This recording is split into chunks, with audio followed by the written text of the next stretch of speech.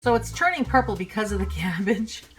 So it's kind of not how it's supposed to look. So I don't know. It's up to you. But I did add, I want to let you know I added asparagus as well. Warming up a pan with olive oil. I'll probably sprinkle some more on here. And these are, what are they called? Parsnips. Yes. So instead of potatoes, right? We're gonna make French fries out of these. These are still high in carbs, but they are a lot lower, okay? So you don't have to eat so many, but I'm gonna make them for everyone, okay? And you could use like garlic, excuse me, garlic, onion powder, paprika, you can use cayenne pepper, and then you could sprinkle some minced onion on it. It's awesome. They are so good. But it does take a while for them to get tender, so be patient, okay? All right, here it is. I decided to start using these because in a basket because the chickens by the lake, Michelle does it and I love it. And I also made some, excuse me, homemade tartar sauce. All right. Okay, I'm gonna make this beast, and because we are in Day of Lent, so we're gonna make that bed. We're sticking to the keto diet. And we are going to work out today. All right, finally, we got the curtains open. Beautiful day, beautiful room. Look at what my daughter bought me the other day. She said, Mama, I went shopping, and she said, I forgot to pick you these up when we were at the grocery store on Valentine's Day. So even though it was after, I just thought that was awesome. So she came up and handed them to me. So I got my hand weights. I just got these weights here. These are left over from the weight bench that I had given away after Steve passed away. That's 10 pounds each. And I got my ankle weights. And I got my feet.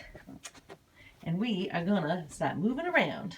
All right. I got my chickens by the lake video that I like to hear. Or I could put also on some inspirational video that I like to listen to about God and how He is going to be there for us. He's always there for us. Not going to be, He always is. And I have my handy dandy mirror. That is very helpful when you're exercising and seeing the progression. And you know what? You gotta do, you can listen to other people for sure, but you gotta do what you know feels good for yourself, right? So you see this beautiful room and it's large and I love it. And my daughter moved, we got this mattress for free, if you remember, and we put it over there. My neighbor is going to 1-800-Julio. He's going to build us, it's going to be fairly high, higher than my bed. And what we're going to do is there's going to be shelves, okay, all on the side of it. And she's going to put bins in there. And then she's going to have right here, she's going to have a curtain, okay, right here at the foot. And you slide it open and you go inside. So it's going to be ridiculously high, but we'll have to get one of those steps, you know, that go up. But she's going to go inside. She's going to put Christmas lights in there. And it's going to be a place that she can hang out. So I love this space. I love it. I love it. I love it. I did tell you that I decided to keep it, right? Yes, it's mine. It's mine. And the person that I'm doing shared living with is going to go in my son's room, which is upstairs, which is awesome. All right, so I'm going to get healthy because I'm about to turn 50. Did you know that? Woo! So we are going to be healthy as ever. We are going to go walking in the springtime. We are sticking to keto.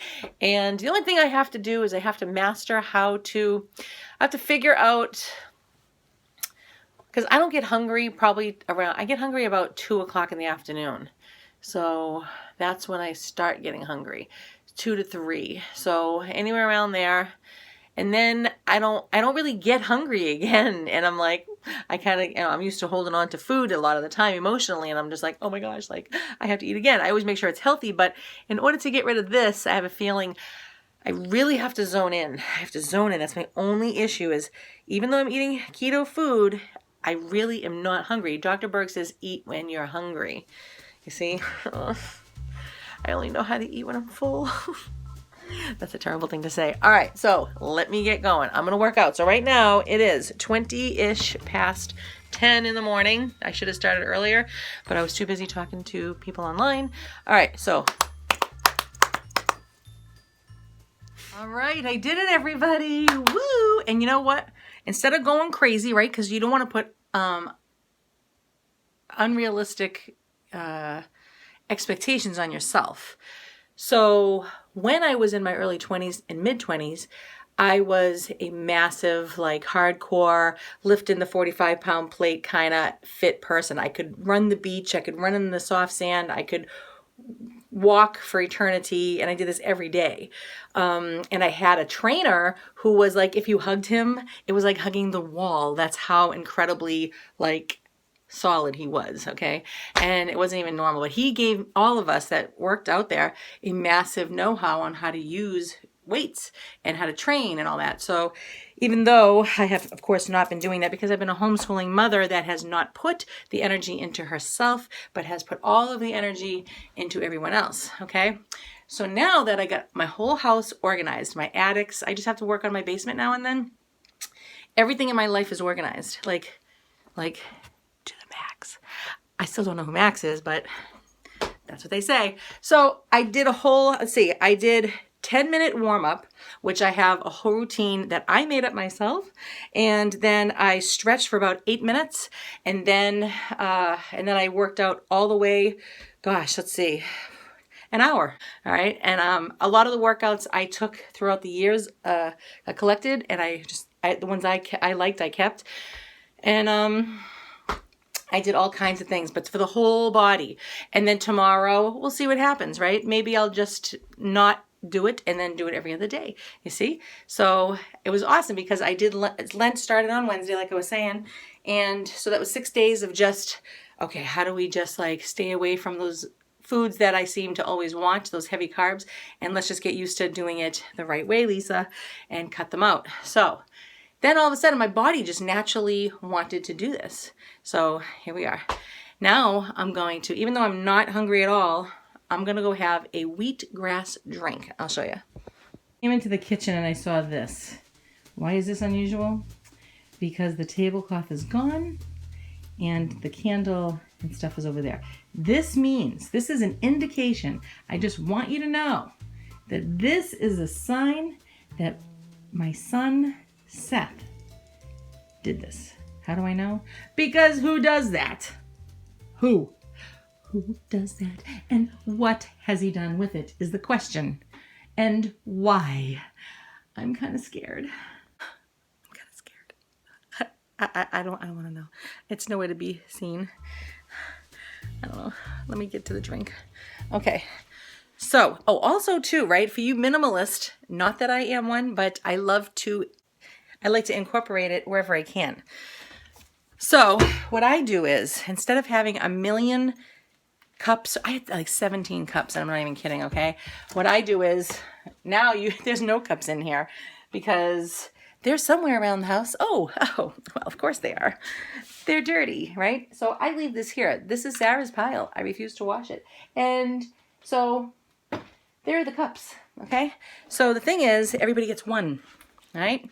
And sometimes they steal other people's things, okay? So as you can see, there's not, all there are knives. They're all down here, okay? But everybody gets one of each, so that's a great way to minimalize. So when I have this person come in here through shared living, I'm gonna give it my spot, and it's kind of glary. I'm gonna give it my spot, and I'll take the top one, okay? But everybody has their own little cubby hole. And I started noticing that people just don't wash their pans all the time. Sometimes they do. This is Rachel's, and she's staying the night somewhere else. So I noticed that they don't always clean their pans. So I used to have like a bunch of pans. No, not anymore. I only have 2 out, and then this little tiny rinky-dink one. But yeah, no, those days are gone. I hide them now because, no. Let me get to the week. Did you just see the ghostly? She wants to get to the coffee too. I mean, she wants to get to the wheatgrass too. Okay, so let me show you. Can I put you guys in the cabinet? You wouldn't be offended, right?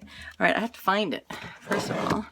All right, I got it. Okay, so one of my kids has a stomach issue at the moment and has been for a long time. So I ordered the wheatgrass from Dr. Berg. If you don't know what he looks like, here he is. Isn't he cute?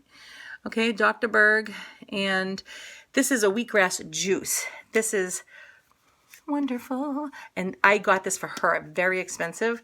I would say like $50 it cost me. And then I use the wheatgrass from Whole Foods. So instead of breaking my fast, and I think that almond milk would do that, which this tastes so good with, I'm going to use water. But is there a cup to be found? No. So I'm going to use my coffee cup, which I love. I got this from Savers. You know Savers? Oh. Well, so I'm going to use water. And it's not horrible. You have to be used to it. I would imagine it tasting like, you know how you have, oh my gosh, I'm using hot water. Hold on a second. So I have a rabbit and he eats pellets. This tastes like that smells, if that makes any sense. So that's what we're going to do today. We are going to mix, and it's really cool looking too, because, watch, ready? Look, see the green? It's like a Grinch drink, okay? And we're going to add that to my water. Ooh. And the best way to drink this is with a straw. I only ever drink this with milk, but because I don't want to break my fast, and I'm really being serious now, the best I can. I have to be gorgeous someday. Let me get a straw. Yeah, I have to be gorgeous someday, so I have to do it this way. And I also decided to keep my I don't know what I'm talking about. Half the time I forget what I'm saying. Well, because I take too long. My brain is like thinking and looking around. All right, bon appetito with keto. Oh gosh, are you all right? Did I hurt you? I'm sorry.